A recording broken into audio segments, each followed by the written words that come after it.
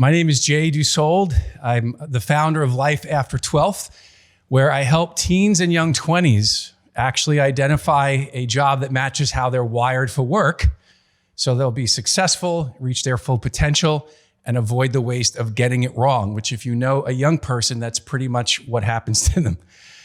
So I want to give you a little backstory to my work. And to do that, I want to share 3 events that happened to me that were very negative, and they all focused and had to do with career direction. So to kick the first one off, I'd love to ask you all a question. When you were a little kid, what did you want to be when you grew up? Scientist, all right. Biologist? Truck driver? All right, what are some other ones? Hairdresser, doctor? Any like really out of the box ones? Like crazy? What's that? President, okay. All right, well, listen, when I was in first grade, I wanted to be a parachute man. This is a true story, okay? So I had this G.I. Joe action figure. It was the one that came with a parachute. And I loved throwing him out of my treehouse window and watching him magically float to the ground below. And I said, that's it. I want to do that when I grow up. I want to be a parachute man. So one Saturday, I decided, hey, it's time to practice. And so I climbed up to the roof of my treehouse, scooted to the edge, and pulled out the parachute I'd stuffed in my front pocket, AKA a plastic shopping bag. Now listen, when you're 6, you don't know the laws of physics. I thought it would work, and it had really 2 cool built-in handles. And so I mustered up enough courage, and I took the 20-foot plunge, and it was amazing. I mean, the bag filled with air, and then it happened. Absolutely nothing. That's what happened. I hit the ground so hard, I almost knocked my teeth out. And as the pain and, misery wore off, laying in the ground, I came to my senses, and I realized that using a plastic shopping bag was a terrible idea. I should have used an umbrella. So I ran into the house, found one in the closet, went back up to the tree, threw myself off the roof of the tree house, and of course you know what happened this time, right? What happened? The same thing. Yeah, another fast fall to a painful ending. And that day, as I laid in the dirt, I came to the awareness that being a parachute man was a terrible idea, and so I decided to be a mailman. It's a true story. 12 years later, as a freshman in college, I had my second bad experience with career direction. I jumped out of high school holding on to the idea that being an architect would be a great career path simply because I enjoyed looking at the facades of buildings and interior spaces. Well, I learned very quickly that was not working for me as I discovered required abilities I didn't have and just facets of the job that I didn't like. And I slammed into reality one morning in my architectural design class when I finally acknowledged that being an architect was a terrible choice for me. I was actually really lost and confused. It was the darkest time to date of my life because I started asking questions like, can I ever find my place in the world of work? Can I ever be awesome somewhere? Will I ever reach my full potential? And these are pretty heavy questions for a 17-year-old, but these are the things I was wondering. And so fast forward 10 years later, I met my third event that was really unpleasant, and it was related to career direction as well. Not for me though this time. Now I'm facing trying to help my son Justin, who was at that point a junior in high school. Now as a parent, I didn't want him to experience all the things that I had experienced, all the negativity related to not really knowing what to do in life after 12th. And so I had a lot of anxiety to really help him and make sure he would avoid what I experienced. And so as I started helping Justin, I discovered 2 things. Number 1, that career confusion is a massive problem for most young people. I was not aware of how significant the problem was. And the second thing I discovered is that there really weren't any reliable tools for accurately identifying a true job fit. I had encountered countless career quizzes and all kinds of things that focused on aptitudes. But I knew that actually finding a job fit would require much more than self-opinions and only focusing on abilities. And so at this time, I remembered a very unique assessment tool that I had encountered in the early 90s. It stood out to me for several reasons. Number one is that it analyzed a person's patterned, repeated behavior based on stories they told. That really stood out. The second thing that stood out was that it was able to identify 4 facets of the person's wiring that directly related to job matching and career fit. And so I was very intrigued by this tool for many years. Now I actually had reason to reconsider it. And so I contacted Arthur Miller Jr., the man who created this amazing tool. And I said, Art, my kid needs your tool. And there's a whole world of young people out there that also need access to this level of being able to have a self-awareness that actually matters for matching and job fit. And so thankfully, he was very favorable toward that. He shared an invitation with me to get licensed and learn the system and use the tool. And then I created several pieces that would actually be useful for a young person receiving that self-awareness from that amazing tool, but then actually finding a job that aligned with their design and matched how they were wired for work.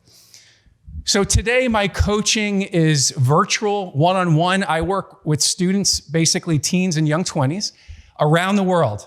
And I help them understand their wiring through this very unique assessment tool. And then I match them to a job that actually aligns with their design. It basically is made up of 90-minute work Zooms 2 times a week. My program used to be 12 weeks. And it was once a week, 60 minutes, and I would work with the young person. I would show them, okay, here's what you need to work on this week. Here's the worksheets. We'd go over it, and then they would leave and basically not do anything. And I said, all right, this is not working. So thankfully, I had a really great coach, and they said, you need to really rethink the whole way that you're doing your coaching program.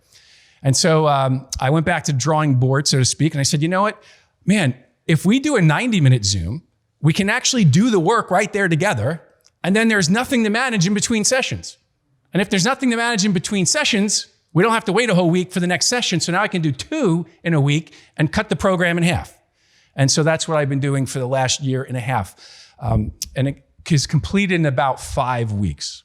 All right, so I'm just giving you guys a little bit of the backstory and understanding the basics of what I do in my coaching work. So as a result of the work I do, when I'm finished working with a student in this program, they do discover how they are wired for work. They're able to identify what I've come to call a true job fit, which is a position that will prove to be successful and motivating and fulfilling because it aligns with all of their wiring, not just their aptitudes. I'm going to go off script here for a minute. I'm going to do a little preaching here. But one of the worst lies that we can tell our kids is, follow your passion, or, well, just you can be anything you want to be if you just believe in yourself and work hard. That's rubbish. And a lot of that is based on just thinking that finding a career that actually fits is all about making sure you can do the required skills. Folks, there's a lot more to job matching than simply being able to do the skills necessary. Things like environments of the job, the setting of a job that's not connecting with our intrinsic motivation. That alone has enough content in it to make a job where you could do the skills still a terrible choice that's unfulfilling, just from the environment. And there's a lot more to really ensure a true job fit. The coaching also results in students mapping out a next steps plan. We actually work out, okay, this is a great fit for you. What are the next steps that we need to take to actually get into this particular job? And then lastly, we talk about learning how to manage your mindset. I've learned after a decade of doing this that a young person can see an actual job that fits. They're excited about it. And that's not based on subjective opinions. It's based on objectively verifiable data. And they can be excited and eager, have a clear plan to get there, and guess what? They'll never move forward. Why? Because they have limiting beliefs, nagging negativity, stuff in their mindset that's self-sabotaging. And so I realized early on in my program that I have to work with them on mindset issues so they're free to actually move into the fit that we found. Okay, so here's the challenge, and this is where I'm going to start getting into what I need help from you on. All right, so the challenge is, I market to parents. I don't market to young people. It doesn't work. So if you have a suggestion to do that, you can hold that. You can save yourself. It doesn't work. I've been doing this for 10 years. I have to market to the parents, okay? And so the problem is, or the challenge is, I'm marketing to someone who doesn't have the pain point I solve, okay? The parent is not walking around feeling all the angst and anxiety and depression of not being clear and confident on their career direction. Their child is. Okay, so, if it was something for the parent where it's like, hey, I need to lose some weight. Well, if the person has that problem, they are daily reminded, maybe hourly reminded that they need to get on that. They need to solve that, right? And so there's a built-in reminder, but when I'm solving a problem for the kid, that it's not the parent's primary pain point, it's hard to keep in the forefront of their mind. It's easy to forget. You can lack urgency. Parents can lack the urgency of actually solving this because they're not living with the fallout of it day in and day out. And there's a dual buy-in. Okay, so not only do I have to get the parent on board with, hey, seems like a viable solution, but now Johnny has to want to work with me or Sally has to want to work with me, right? There's dual buy-in. So to market, to get lead acquisition, client onboarding, and all that good stuff, there's a number of challenges that I face because I'm marketing to the person for whom the problem is not the problem I solve. They're not the person with the problem. So what I'd like to ask from you this evening is how to effectively market to parents who don't have that problem of career confusion, which makes it easy to forget about and lack urgency to solve it for their child. How excited are your end users, the students, who are your customers are your parents, but the end users are the students or young people. How excited are those kids, young people? Yeah, they're extremely excited. I think they have to be your advocates. They got to go to the parents and sell your product to their parents. I mean, 5-year-olds do that with Squishmallows or whatever. Yeah. So that's an idea. Hi. So the main thing that I brought to, it's not exactly like answering your ask, but I thought, why don't you try to sell this directly to colleges? Maybe right after that first 2 years or after the first year where so many students are undecided in their major. And maybe since the length of it, the college could give it to them as like 1 credit course or something similar like that. And that could help the students choose what major they want and what career they want at the end of their, the next steps they're going to. That's the first thing that popped into my head is that this could, I love it. You could sell this directly to universities in large packs. And if the students are unable to pick what major they want or what career they want, the college can require them to take it for a certain amount of credits or whatnot. Yeah. So that's an idea that I had. We can get into this at a much later date, but colleges actually don't want their students figuring this out because the average college student, 57% takes 6 years now to earn a 4-year degree. So you know what that translates to, right? All right, okay, that's a whole nother issue and you might want to debate me on that and that's fine, but okay, yes. Okay, so my suggestion is a referral program. What do we talk about when we go to dinner with our friends or we're sitting at soccer games at the senior year? That's really good, yeah. A referral program. Yeah. Incentivize that. Any ideas of how to incentivize it? No. You could talk to me later. Yes, I don't know off the top of my head, but I mean, both my kids have gone through this. Yeah. But again, this is going to be parents who, it would help. And the thing about the college thing, I thought that too. And I used to teach a college. I think it would actually work there. Okay. But I think you eliminate all the trades when you do that. Yeah. Which may be viable. So one thing we ran into when we were trying to reach a similar audience for scholarships, parents are busy, the kids don't really think that far ahead. So we were trying to find a new way to reach them. And one way we looked at that was older siblings, but they have to be far enough out. So there's got to be a good gap. And with the targeting we have now, we can do that. So finding a sibling that's 6 or 7 years ahead because they've been through the same problem, they're closer to it. Yeah. And then applying, the best way to do that is you're not going to be able to use traditional advertising in any way to do that. So it's long tail content marketing where you're really seeding that in, driving it out. How do I help my younger siblings?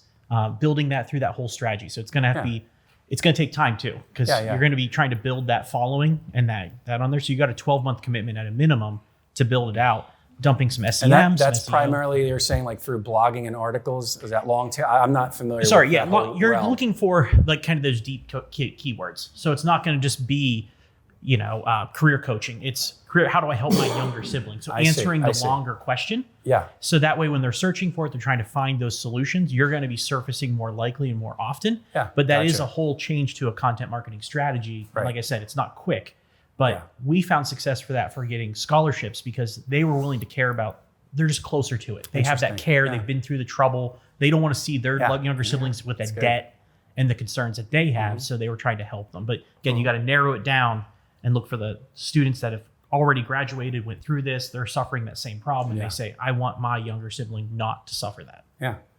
Thinking about a similar problem of the age distance, to have an advocate who is currently in the problem spot to then try to recruit the potentially younger person. The only experience that I have with a scenario where sort of there's that mix of direct ages working together with sort of older high school kids is around different sports teams. Like for me personally, I'm involved in ski racing club. A lot of the people who came up through it come back and coach during, Christmas break or whatever, their first couple of years out of college. A lot of the older coaches, were in the program 20 plus years ago. So, there's a level of continuity where there's more credibility with the kids. That's good. So finding situations where that continuity is there and there's credibility in a sort of quasi parental, quasi older sibling role might be, those might be the contact points that are best for you to get that referral network going. My idea is also kind of like content marketing related, and I guess in a word it would be freemium. I don't know to what extent like you're already kind of doing that kind of content marketing, but basically the idea would be to take something from one of the first courses that you would do for somebody who actually signed up and try to package that in such a way that it creates like lead gen. And I think like one thing that you said that really resonated with me was maybe like the kind of feelings of self-doubt or negativity that young people might have, and whether it has to do with their, career prospects or something different. I think that it's a really powerful way, like as a marketer, if you can have some kind of packaged activity where you get them to break through that first barrier or just like think about something a little bit differently, like that's going to kind of hook them in a way that might make them more willing or make them the advocate, go to their parent and say, hey, like, I did this thing online, I did this exercise and I'm really feeling like I might want to do this. And so, freemium basically, like kind of opening it up. So how to effectively market to parents, similar to what he said over here. You were talking about getting what is the user feedback. I was going to say, what are the parents saying before and after your sessions? So is there like certain things like, oh, are you noticing that your kid is withdrawn and doesn't want to go to their SAT prep course and all of these things? And then, like this is what they could be like after, taking my course. That's kind of where my mind was going. And then along the lines of marketing to schools, I know my mom had me sign up for an SAT prep course. I don't remember how she found out about it, but I imagine it might have been from somebody at the school, whether it was a counselor or a teacher. Somebody at the school probably recommended that. And if you could get in with that sort of like school recommendation list, that would be ideal, I think, too. Okay, so I have 3 things.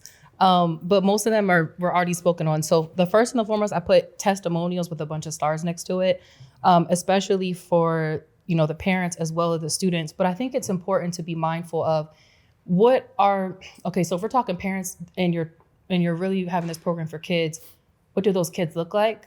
And what, in terms of what are the communities that you're catering this to, and making sure that those testimonials are actually representative of those communities. I think that's a super thing to take note of. And then also my second point was to do a pilot program in the schools and specifically high schools. And then if there's a way you can collect data and show the value in it, and then they're showing that you're getting students to have a trajectory path to go into college, now we're talking a whole other level, right? And then also something about some type of ambassador program. I don't know exactly what that would look like, but That, and then I also put stars next to a lot of parents want to see results, and then also just being mindful of how to get integrated within the community. I don't have a solution for you. I just have a comment about you give an effective talk. So I think that's a strength. If you have a group of parents in a room, I think you can sell this.